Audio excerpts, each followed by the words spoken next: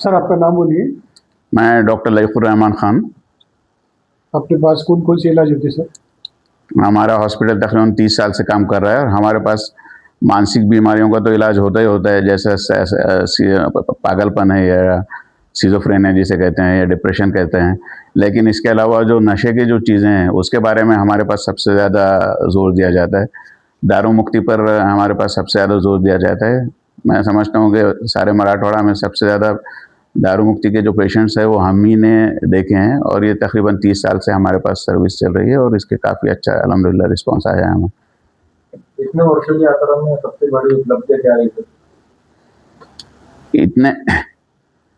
इतने वर्ष के जो हमने सर्विस की उसमें सबसे बड़ी उपलब्धि ये है कि हमने 1 लाख से ज़्यादा ख़ानदानों को जो है तो जो दारू के जो जाल में फंसे हुए थे उनको उसके बाहर निकाला है।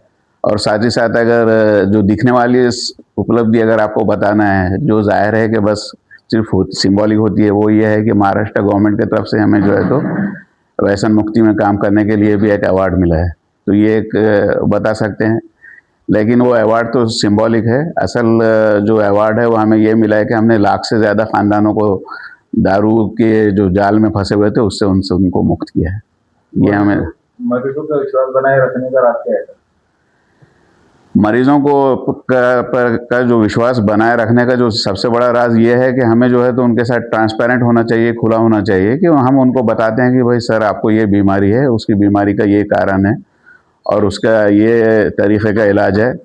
और उसके अलावा हम ये कोशिश करते हैं कि मरीज़ जो भी उसकी समाजी और मानसिक जो उसकी फाइनेंशियल हालत है उसके हिसाब से उसको जो ट्रीटमेंट ऑप्शंस देते हैं और जो उसके लिए सूटेबल होता है हम उसके वो करते हैं, उस पर कोई ज़बरदस्ती लादते नहीं हैं। तो ये मुझे लगता है कि मरीज़ों का विश्वास जीतने का एक हमारा राज। औरंगाबाद के अलावा सर और कहाँ-कहाँ से पेशेंट आते हैं?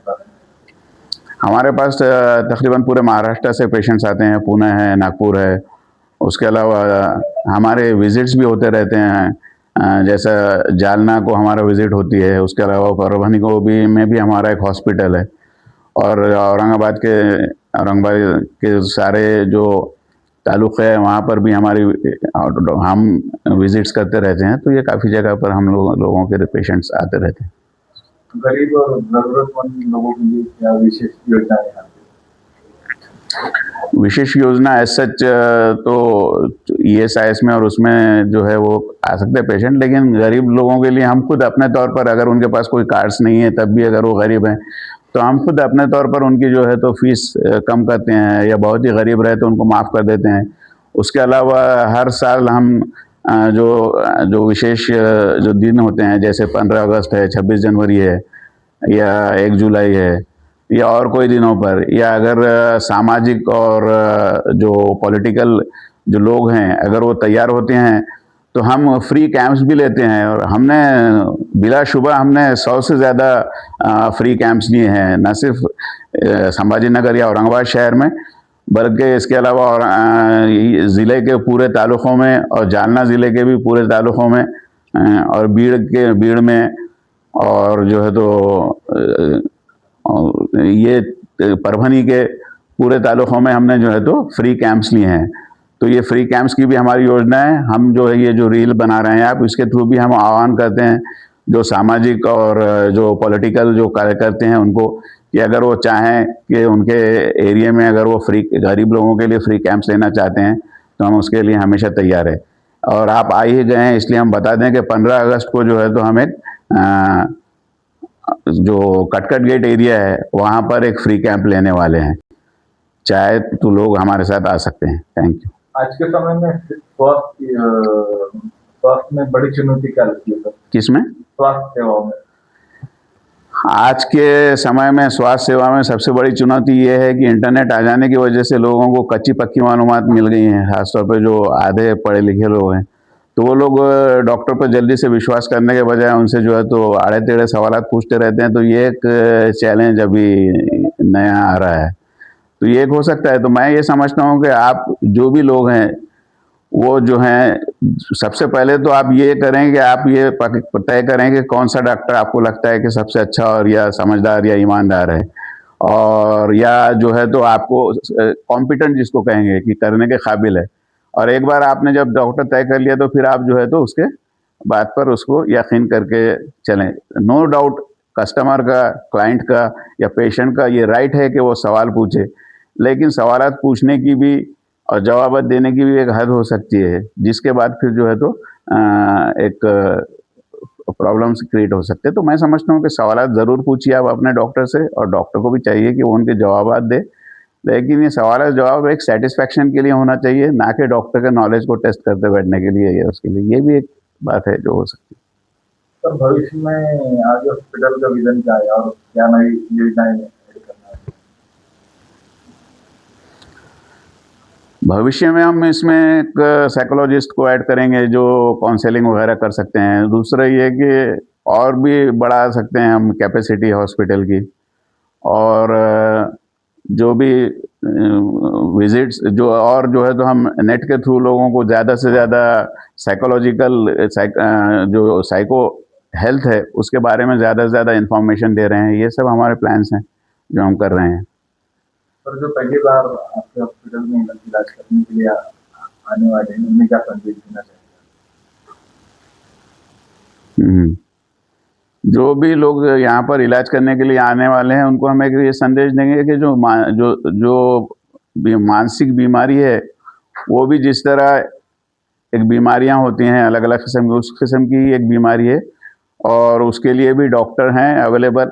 बजाय ये कि आप जो है तो बाबा बुआ छूछा के चक्कर में जाकर अपना टाइम और पैसा वेस्ट करने के, जो भी डॉक्टर आपको जो आपके मालूमात के हिसाब से आपको लगता है डॉक्टर सूटेबल है, आप उनके पास जाइए और उनके पास इलाज कराइए। और डॉक्टर जैसा बोलते, एक बार आप एक डॉक्टर को सेलेक्ट कर लिए हैं तो फिर डॉक्टर पर विश्वास कीजिए, और डॉक्टर जैसे आपको सलाह देते हैं उस एतबार से आप उनके मेडिसिन्स लीजिए। जब तक वो कहते हैं तब तक आप उनके मेडिसिन्स लीजिए। अगर आप वो मेडिसिन्स लेंगे और डॉक्टर की सलाह के मुताबिक रहेंगे तो आपका इलाज इंशाल्लाह 100% हो जाएगा। लेकिन अगर आप डॉक्टर मेडिसिन्स नहीं लेते हैं, इरेगुलर ट्रीटमेंट करते हैं, तो फिर इलाज होने के चांसेस काफ़ी कम हो जाते हैं। सर कितने लोगों का स्टाफ इसमें यहाँ पे हॉस्पिटल में? कितना है गिनना पड़ेगा मेरे को। एक अप्रोक्सीमेटली मैं समझता हूँ कि 15 लोगों का स्टाफ है हमारे पास, एक अप्रोक्सीमेटली। दारू की नशा नहीं लगना इसके लिए क्या करना चाहिए सर? पहले लोग अच्छा, एहतियात। हाँ, दारू का नशा नहीं लगना इसके लिए क्या करना चाहिए, वाकई है। नशे वाली चीज़ से बचने के लिए क्या करना चाहिए? दारू है, गुटखा है? नहीं, बेसिकली मुझे ये ऐसा लगता है कि नौजवानों को अगर या लड़कों को जो है तो इससे नशीली चीज़ों से और दारू से और जो है तो दूसरी चीज़ों से बचना है, तो उनको स्पोर्ट्स में अपने आप को इन्वॉल्व करना चाहिए। इसलिए कि बहुत से मतलब जो लोग जो चीज़ें लेते हैं वो बोर होने की वजह से लेते हैं, कि उनको कुछ काम नहीं है या बोर है, टाइम पास है, कुछ नहीं हो रहा है। तो अगर वो कोई स्पोर्ट्स में लगेंगे, फिजिकल स्पोर्ट्स की बात कर रहा हूँ मैं पबजी की बात नहीं कर रहा हूँ। जो गेम है वो गेम अगर वो खेलेंगे, फिजिकल गेम्स जैसे फुटबॉल है या क्रिकेट है या कोई भी गेम जो भी उनके हिसाब से सूट होता है, और ज़रूरी नहीं है कि आप उसके लिए कोई क्लब ज्वाइन करें, आपके आसपास का जो भी ग्राउंड है वहाँ पर भी आप खेल सकते हैं, या जिम है। तो फिजिकल एक्टिविटीज़ अगर वो ज्वाइन करेंगे तो मैं समझता हूँ कि वो उनके चांसेस जो इधर शराब और उसके तरफ जाने हुआ। और दूसरी बात ये है कि पहला घोट जिसको कहता है, मराठी में कहता है कि मतलब, तो उससे ही बचना चाहिए। बहुत से लोग बोलते हैं अरे पिऊन बघ ना काय होणार, काय होत नाही, थोड़ा सा पिल्याने काय होतं, थोड़ा सा पी लिया तो क्या होने वाला है।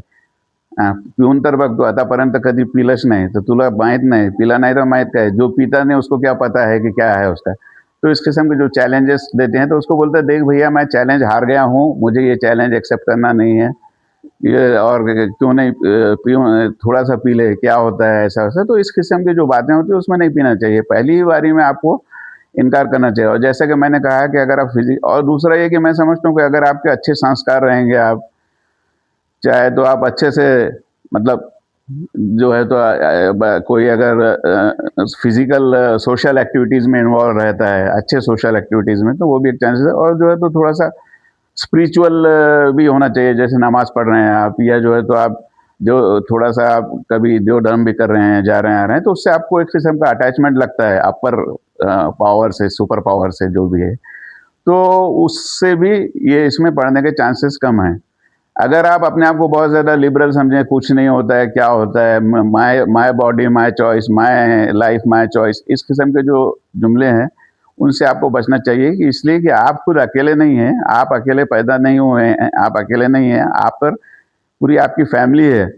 जो नौजवान है वो कल बड़ा होकर एक उसको अपने माँ बाप को, भाई बहनों को, अपने बीवी को, बच्चों को संभालना है, तो इस किस्म के आपको एहसास होना चाहिए। और जो सोशल ड्रिंकिंग है ये एक बकवास है, इसको में दूर रहना चाहिए।